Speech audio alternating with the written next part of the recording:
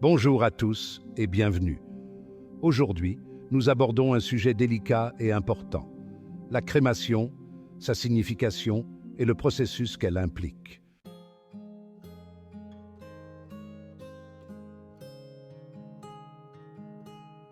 C'est une pratique qui se répand de plus en plus. De plus en plus de personnes choisissent cette méthode pour leurs funérailles.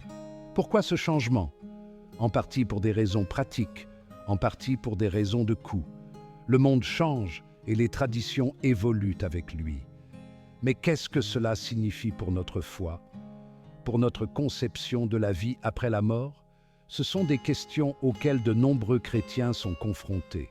La crémation en soi est simple. Le corps est exposé à une chaleur intense, ce qui le réduit en cendres. Ces cendres sont ensuite placées dans une urne. Les familles peuvent choisir de garder l'urne. Certains dispersent les cendres dans un lieu qui leur est cher. Les possibilités sont nombreuses. Cette flexibilité attire beaucoup de gens. Le coût est un autre facteur. La crémation est souvent moins chère que l'inhumation. C'est une préoccupation pratique pour les familles, surtout de nos jours.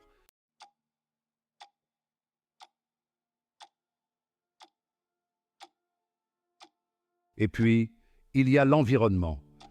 Certains trouvent la crémation plus écologique. Elle utilise moins de ressources. Elle ne nécessite pas de terrain pour l'enterrement. Ce sont des préoccupations bien réelles. Le changement climatique est à nos portes. Les gens veulent minimiser leur impact, même dans la mort. Mais la question demeure. Que dit la Bible? Offre-t-elle une direction sur cette pratique de plus en plus répandue?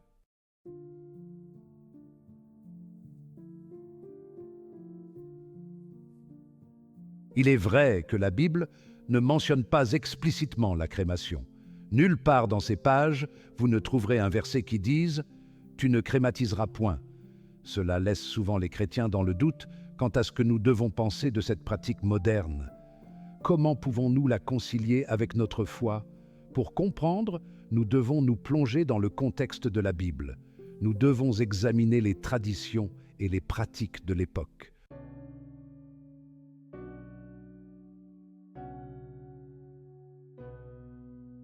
L'inhumation était la norme dans l'Israël antique. Elle était profondément ancrée dans leur culture, dans leur compréhension de la vie et de la mort. Le corps était traité avec respect. On le lavait, on l'oignait et on l'enveloppait dans un linceul de lin. Puis on le déposait dans une tombe. Cette pratique n'était pas uniquement pratique, elle était symbolique. Elle témoignait de leur espoir en la résurrection, en une vie après la mort.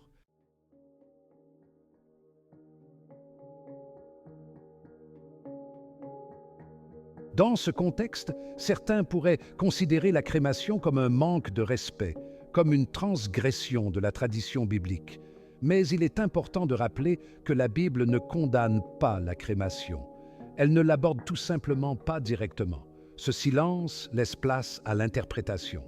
Il nous invite à approfondir notre réflexion, à regarder au-delà du sens littéral.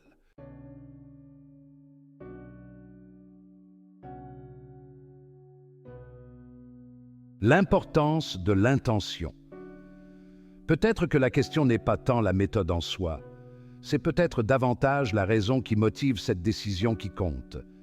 Choisissons-nous la crémation par manque de respect envers le corps? Ou sommes-nous plutôt guidés par des préoccupations pratiques, par le désir de minimiser notre impact environnemental? Ce sont des questions auxquelles chaque individu, chaque famille doit se confronter. Il n'y a pas de réponse facile.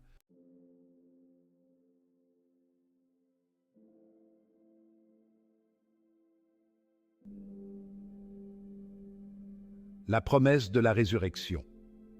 Au cœur du christianisme réside une promesse profonde, la résurrection. Il ne s'agit pas seulement de Jésus ressuscitant des morts, c'est la pierre angulaire de notre foi. C'est la promesse que nous aussi nous connaîtrons une nouvelle vie, une vie au-delà de la mort. Cette espérance n'est pas liée au corps physique, elle transcende les limites de notre existence terrestre.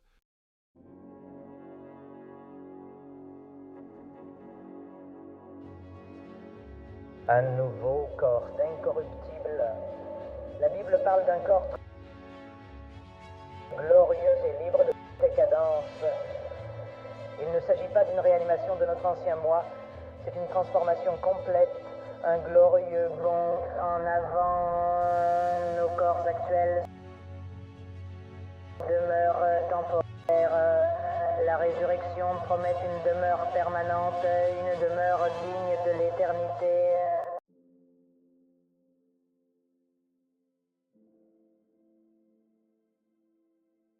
C'est là que la crémation suscite souvent des débats.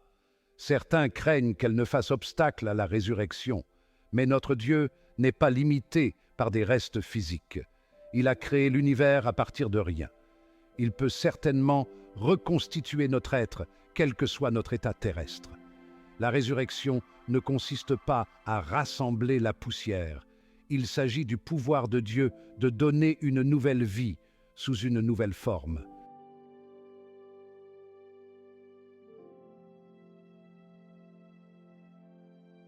Tout au long de la Bible, nous sommes témoins du triomphe de Dieu sur la mort. De Lazare qui revient de la tombe à Jésus qui vainc la mort. La mort n'est pas la fin. C'est une transition, un passage vers une nouvelle réalité où le pouvoir de Dieu est absolu. Notre espoir ne réside pas dans la conservation du physique, mais dans la promesse du spirituel, de l'éternel.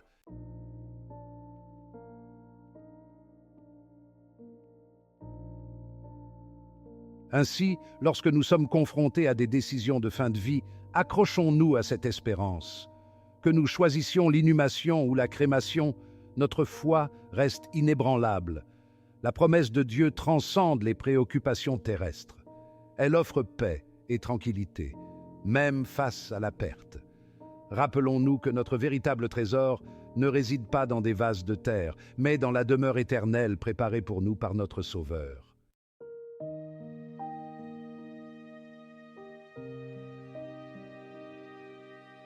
Face à des décisions difficiles, en particulier celles qui touchent à des questions de foi, il est sage de rechercher des conseils. Votre communauté religieuse peut être d'un soutien précieux. Parlez à votre pasteur, prêtre ou à un responsable respecté au sein de votre communauté. Partagez vos pensées et vos préoccupations concernant la crémation. Ils peuvent vous éclairer sur la position de votre confession, le cas échéant, en matière de crémation. Ils peuvent également vous apporter un réconfort spirituel et vous rassurer.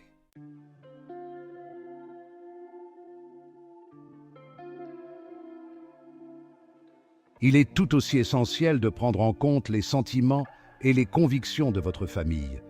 Discutez ouvertement de vos souhaits avec vos proches. Écoutez leur point de vue. N'oubliez pas que votre décision pourrait avoir un impact profond sur eux. Efforcez-vous de parvenir à la compréhension et à l'unité, même en présence de points de vue divergents. En fin de compte, l'objectif est de prendre une décision qui honore à la fois votre foi et les relations qui vous sont chères.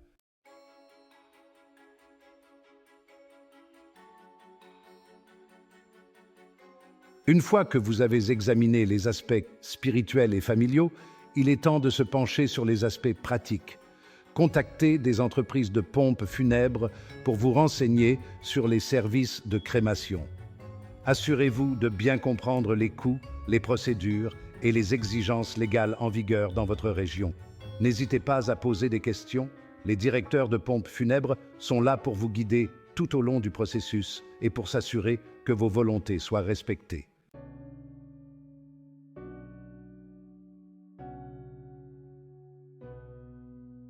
Quel que soit le choix que vous fassiez, rappelez-vous qu'il s'agit de rendre hommage à une vie vécue. Concentrez-vous sur la célébration de la vie de l'être cher. Envisagez une cérémonie commémorative qui reflète sa personnalité, ses passions et sa contribution au monde.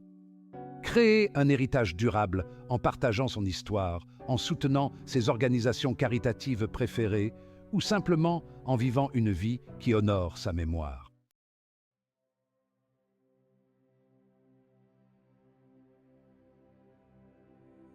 Prendre des décisions de fin de vie peut être émotionnellement difficile. N'oubliez pas qu'il n'y a pas de bonne ou de mauvaise réponse qui conviennent à chaque circonstance. Priez pour être guidé, pour avoir la paix et la sagesse de faire le meilleur choix pour vous et vos proches. Ayez confiance en l'amour de Dieu, en sa grâce et en la promesse de la vie éternelle, et trouvez du réconfort en sachant que votre être cher est accueilli dans ses bras éternels.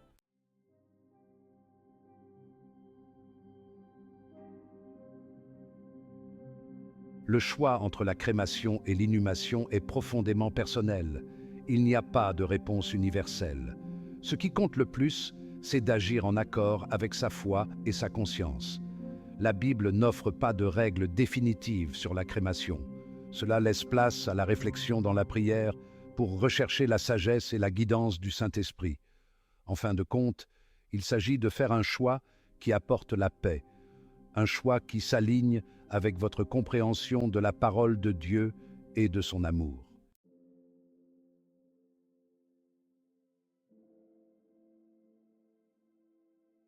En abordant ces questions délicates, nous sommes souvent partagés entre le temporel et l'éternel. Les choix que nous faisons aujourd'hui, les actions que nous entreprenons et les convictions que nous chérissons sont tous influencés par notre compréhension de ce qui se trouve au-delà de cette vie.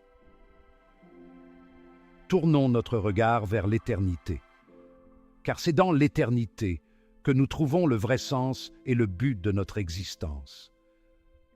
La beauté d'une aube éthérée nous rappelle les nouveaux commencements et l'espoir qui nous attend. Notre espoir ne réside pas dans la conservation du corps physique, qui n'est qu'une enveloppe temporaire, mais dans la promesse de la résurrection et de la vie éternelle. Le cimetière paisible et la cérémonie de crémation empreinte de sérénité sont des symboles de notre respect pour le passé, mais ils nous indiquent également un avenir rempli de promesses divines. La croix lumineuse au crépuscule et la congrégation vibrante dans une église nous rappellent que notre foi est enracinée dans la promesse de la résurrection.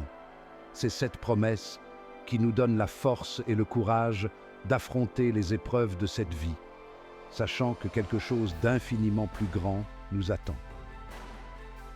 La crémation ne diminue en rien le pouvoir de Dieu de racheter et de restaurer. De même que le phénix renaît de ses cendres, de même nous serons réveillés à une nouvelle vie. L'aube radieuse sur un paysage paisible est un témoignage du renouveau et de la restauration que Dieu promet. Celui qui a créé l'univers, avec son vaste ciel nocturne étoilé et ses majestueuses chaînes de montagnes, peut certainement nous accorder de nouveaux corps glorifiés, des corps libres de la déchéance et de la souffrance, reflétant la perfection de sa création. Libérés de la déchéance et de la souffrance, nous connaîtrons une joie et une paix qui dépassent toute compréhension.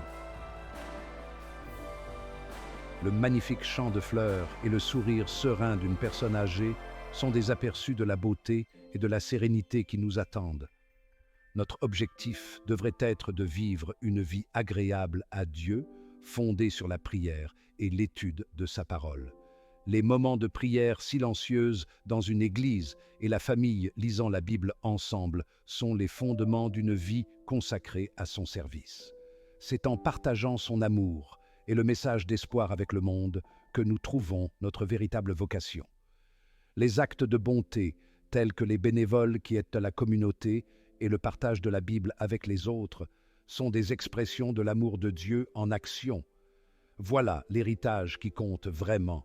Les mains formant un cœur et la communauté réunie en cercle symbolisent l'unité et l'amour que nous sommes appelés à partager. C'est par ces actes d'amour et de service que nous laissons une marque durable, un écho qui résonne dans l'éternité.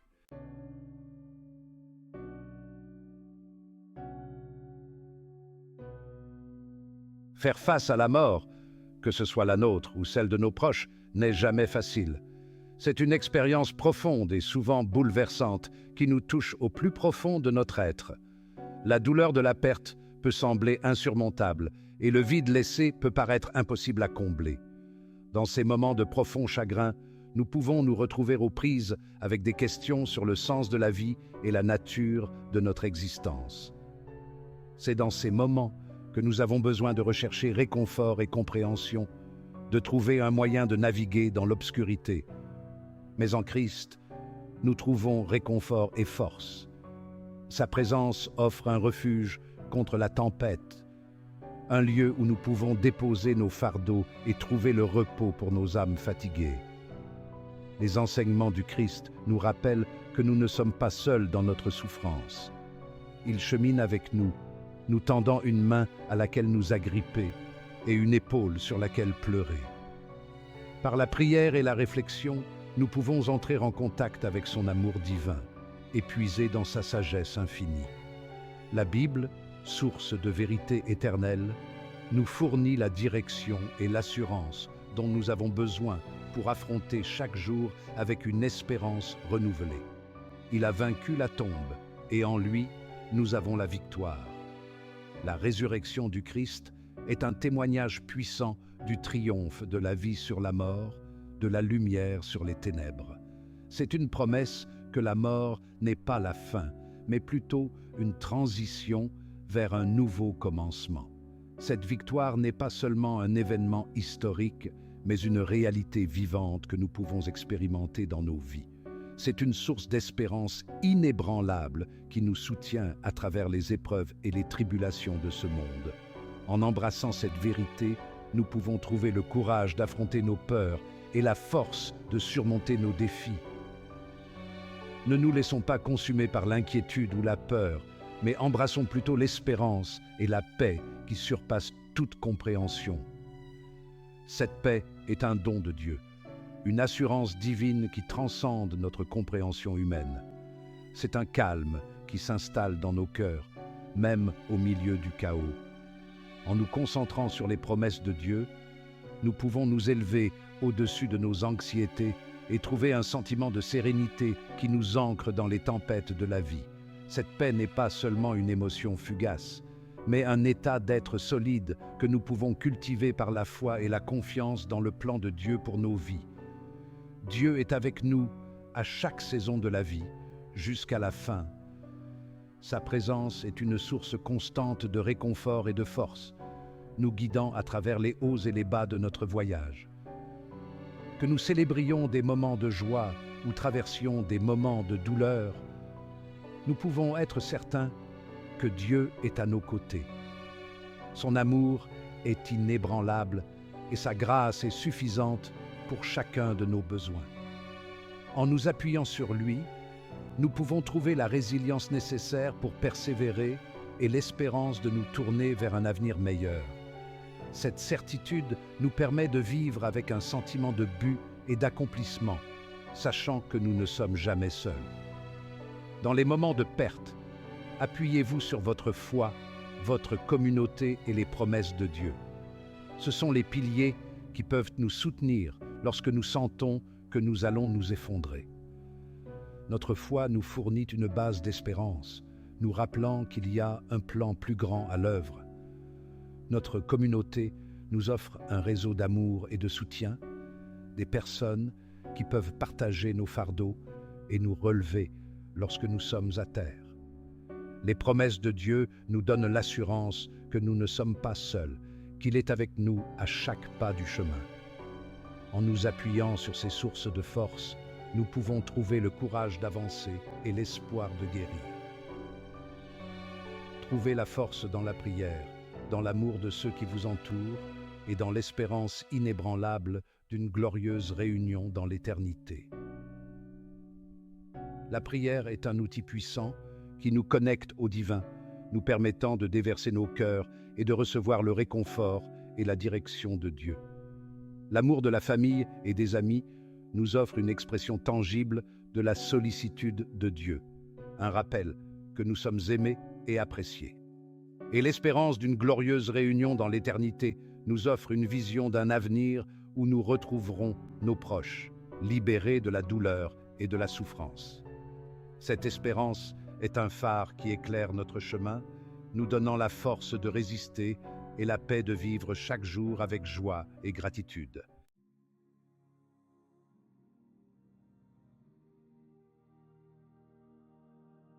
En tant que chrétiens, Nos vies devraient refléter l'amour et la grâce du Christ. Ce reflet n'est pas un simple acte de foi, mais un engagement quotidien à incarner les enseignements de Jésus dans tous les aspects de notre vie. De la façon dont nous interagissons avec notre famille et nos amis, à la manière dont nous traitons les étrangers et les nécessiteux, nos actions devraient témoigner du pouvoir transformateur de l'amour de Dieu. C'est à travers ces petits gestes quotidiens de bonté et de compassion que nous pouvons véritablement faire la différence dans le monde qui nous entoure.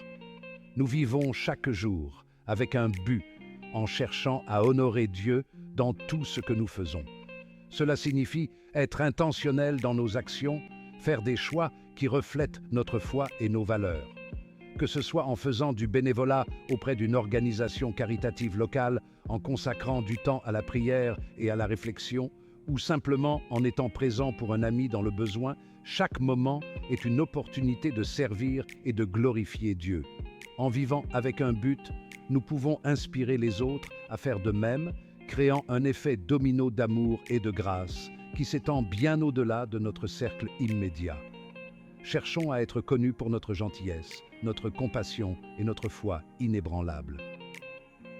Dans un monde qui semble souvent empli de divisions et de conflits, notre foi peut être un phare d'espoir et d'unité. En faisant preuve de gentillesse envers les autres, nous pouvons abattre les barrières et construire des ponts de compréhension et d'empathie. La compassion nous permet de voir le monde à travers les yeux des autres, de ressentir leur douleur et leur joie et de répondre avec amour et soutien. Et notre foi inébranlable nous donne la force de persévérer dans les épreuves de la vie, sachant que nous ne sommes jamais seuls, car Dieu est toujours avec nous.